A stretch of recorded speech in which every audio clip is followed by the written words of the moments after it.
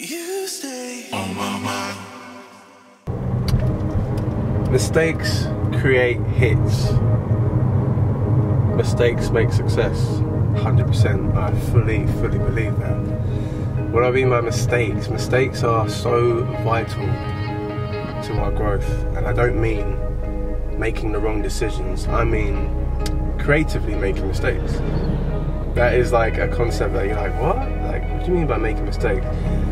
Here's what happens. You see, like, we all have like a blank canvas, especially when we're creating something, right? We don't actually know what's going to happen. You might have an intention in the beginning of how you want it to come out. You might have an outcome in your mind, but very rarely does it end up the way you think it will end up, as we all know. I've stared at a blank page for as long as I can remember in the studio, and even if I've had an idea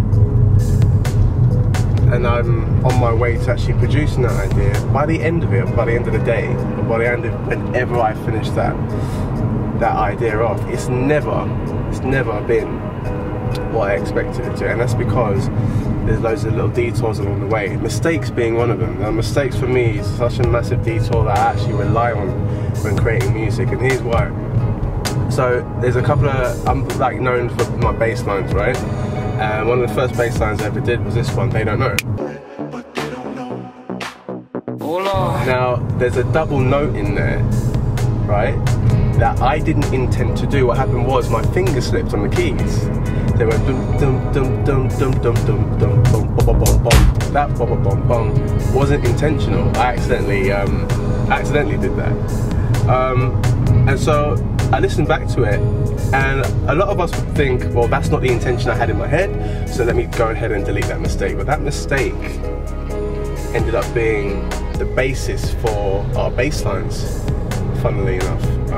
The double note made what was normally a progressive kind of bass line, it made it cheeky, it made it playful, and yeah, that song is like done wonders for us. And I've then started to implement that same double bass hit in most of our other pieces of music. So that's just one aspect of a mistake that has worked really well, but I didn't anticipate that mistake. So what I'm saying to everyone is, and I need to remind myself of this as well, is that don't always think that mistakes need to be deleted. Have a listen to the mistake that you've made, especially in the creative sectors, right?